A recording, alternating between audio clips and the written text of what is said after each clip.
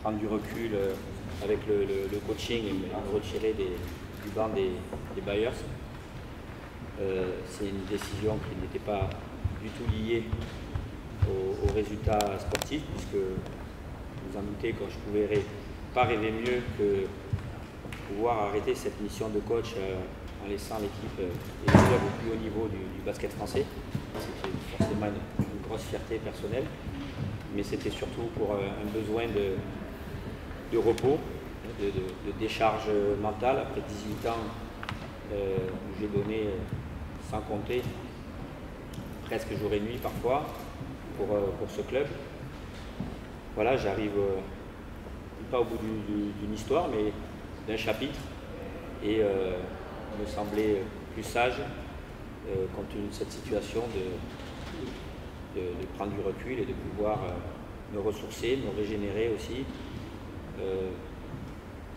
accorder parfois plus de temps aussi à ma famille.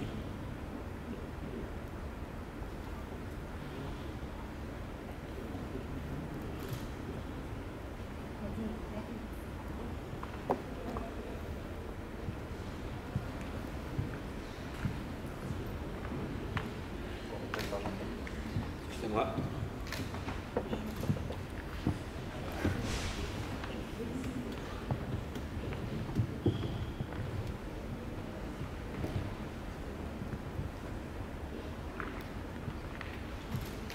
Ce que je vous propose, après on reprendra avec Rémi, Jean-Pierre, autre personnage historique du club, président d'honneur, président de l'association, va vous dire quelques mots de la belle histoire qu'il a construite avec nous. Oui, c'est une très belle histoire à raconter maintenant. Et tu dis, je ne dis pas, mais il y a des souvenirs à se raconter, à se dire, qui sont cachés au fond de notre cœur et qui sortent aujourd'hui. La preuve, la larme de l'œil, parce qu'il a vraiment pris à cœur complètement ce club. Il y a 18 ans, je me retrouvais dans un gymnase, je faisais tous les postes. Et donc, il me manquait quelqu'un de vraiment intéressant pour ce club. J'avais un entraîneur qui s'appelait Rémi Jutin et qui était un ami de la famille, mes parents, parce que mon fils, tellement on était proches, qui faisait du très très bon boulot avec ses cadets France et qui avait dans ma vue, il avait toutes les qualités pour pouvoir entraîner une équipe de haut niveau. Donc je suis parti à la bagarre et je suis allé le voir et il fallait l'enlever de l'équipe. Ça c'était le plus dur, parce qu'il jouait quand même, il jouait très bien. Donc il fallait l'enlever de là pour le mettre dans l'ombre. Il n'était plus joueur professionnel. Et ça a été très très difficile parce que pour l'arracher de là, il fallait que je mette tout mon cœur et toute ma joie de le voir arriver chez nous. Et j'ai pas eu tort, la preuve elle est là, j'ai pas eu tort parce que pendant 18 ans il s'est acharné et il a fait un travail que j'aurais jamais pu imaginer que l'on puisse faire dans le basket, parce que c'est comme ça. Et donc, je suis peiné aujourd'hui de le voir partir, de le voir, mais je sais qu'il sera toujours avec nous dans l'esprit. Et donc, je voudrais lui dire merci. C'est la moindre des choses que je puisse dire merci. Parce qu'il a fait vraiment ce qu'il fallait qu'il fasse au niveau de ce club. Et la preuve, vous le voyez, il est parti de pratiquement zéro. Et on est arrivé au plus haut niveau du basket français. Et ça, je ne l'aurais jamais imaginé. Mais pour ça, je lui dis merci Rémi. Tu nous as fait vraiment ce qu'il fallait qu'on fasse. Et que le club continuera avec toujours ton image derrière nous. Merci. Merci à toi. Bon, excusez-moi, je me reprends un peu. Beaucoup d'émotions depuis ce matin, vous vous en doutez. Je voulais justement aussi parler de la saison, parce que c'était aussi le but. Cette saison qui, à l'image les 18 ans qu'on a passés, où il a fallu encore se battre tout le temps.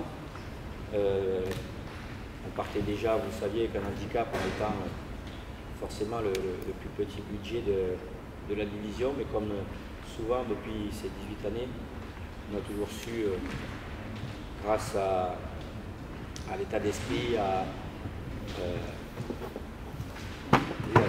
la dimension humaine qu'a ce club, on a su déjouer tous les pronostics. On a su déjouer tous les pronostics et faire cet exploit qui restera pour moi probablement une des meilleures performances vécues en 18 ans. Parce qu'un maintien acquis dans cette division, on s'en rend compte qu'émotionnellement c'est même plus dur qu'une accession, paradoxalement. Parce que de devoir faire front à des dynamiques négatives, l'enchaînement de défaites, c'est quand même des choses beaucoup plus difficiles que de pousser une équipe qui sort sur la vague, comme c'était le cas l'année dernière, par exemple. Et je pense que souvent on l'oublie un petit peu. Je veux remercier surtout là aussi les joueurs pour cette saison et l'état d'esprit qu'ils ont eu, qui a été aussi exceptionnel, parce que beaucoup de joueurs sont arrivés en cours de route et tout le monde a tout de suite adhéré, on va dire, à l'état d'esprit Bayer, c'est à jouer à fond jusqu'à la dernière seconde, jusqu'à la dernière demi-seconde, sans compter, sans calcul, sans mettre sa situation personnelle, contractuelle ou pas, sans jouer pour ses stats. Et ça, c'est aussi malheureusement assez rare dans le très haut niveau. Et nous, on a eu la chance de pouvoir s'appuyer, moi particulièrement, sur une équipe qui avait cet état d'esprit. Donc voilà, j'en suis très fier à ce niveau-là. Bien sûr, ce n'est pas la fin du club. Le club est une continuité. Il va se passer un nouveau cycle qui va s'enclencher. William vous en parlera.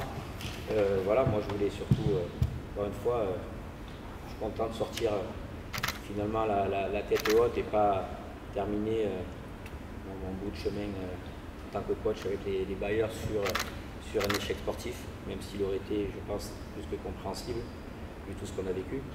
Je suis encore plus content et soulagé de pouvoir vous annoncer ça aujourd'hui, le club en Betclic. Voilà.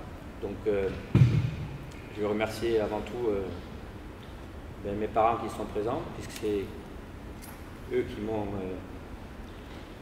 donné la passion du basket et la passion de ce club, en ayant été d'ailleurs eux-mêmes plus que les chevilles ouvrières du club pendant de nombreuses années, et à l'initiative aussi du développement de ce club.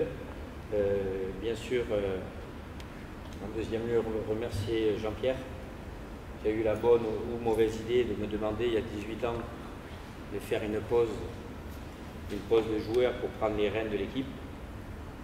La pause aura été un peu longue, ça fait 18 ans, mais finalement je ne lui en veux pas vu tout ce qu'on a pu vivre ensemble.